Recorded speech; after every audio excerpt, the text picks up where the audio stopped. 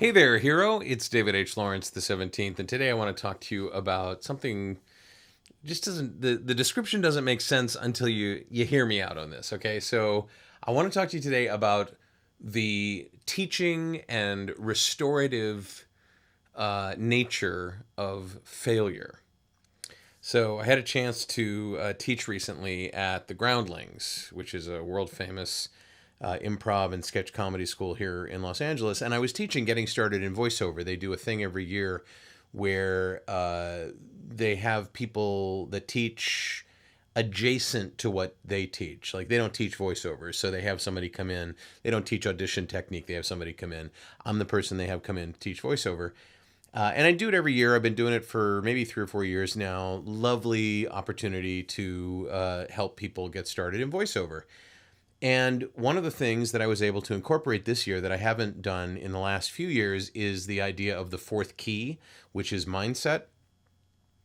And what came up during that is the idea of failure with a purpose, failure with knowledge, failure with learning, and failure with humility. The question I asked was, look, are you willing to fail, and willing to fail because you'll learn from the failure?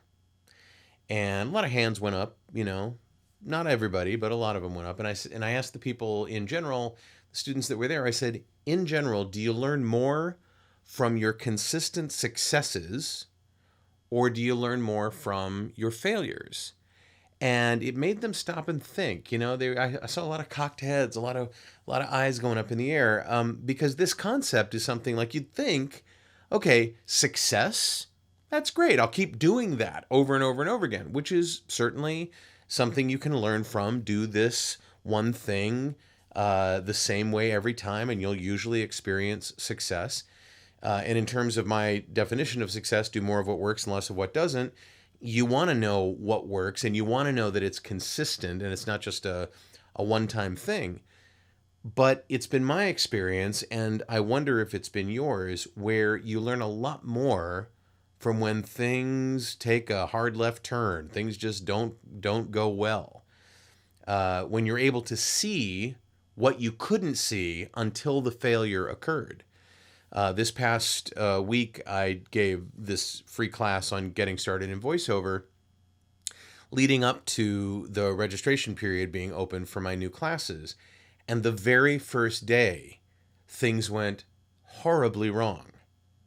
I thought I was being helpful when I changed a little bit of code on the website, and it turned out not only was it not helpful, it stopped everybody else from being able to see the very first day's videos. And we had talked a lot about, we're starting this thing on Tuesday after Labor Day, blah, blah, blah. And no one could see the video. And I woke up to like no comments, no nothing, but a couple of complaints. And it took a while for Steve, who's been just great as usual, Steve and I, to figure this all out. And when we finally did, it was like, okay, we got to send out a note. We got to make some changes, and we'll know better next time. And that was the big takeaway. Like, it could have easily gone way south where someone got upset, or someone got annoyed, or like, why did you let this happen? Why did you change the carefully placed stuff? Me, basically, being asked that question. But Steve's not like that. I'm not like that. I think we both share the idea of loving finding out how things actually do work, and finding out exactly what it takes to straighten things out when they don't work. So the teaching opportunity and this idea of, hey, that's pretty cool. It wasn't the end of the world. It wasn't something we couldn't recover from. If something fails and you die, well, then you don't have to worry about learning anything after that anyway, right? But the idea that failure gives you the opportunity for a teachable moment. Failure teaches you humility. You don't have all the answers. You're still a work in progress. That humility teaches you restoration. It teaches you redemption. It teaches you all kinds of wonderful, valuable things. Look, don't get me wrong. I love being successful. I love when something happens. I love when a plan falls into place and it works out. But I do have a real enjoyment when I experience failure, especially because I have the attitude of what happened? What can I learn from this? What can I do better in the future? And I wonder if that's something that is something you ascribe to or something that you struggle with. Because there are a lot of people who look at failure as just the worst. The worst, especially when it's like everything's on the line and you fail. Those are the most humbling moments and the most teachable moments I've found. So tell me in the comments below, how do you look at failure? What do you look at when you fail? Do you examine what happened and try to figure out what went wrong? Do you just simply say, I suck, I'm no good, I'm doing the wrong thing in life? What happens when you experience failure?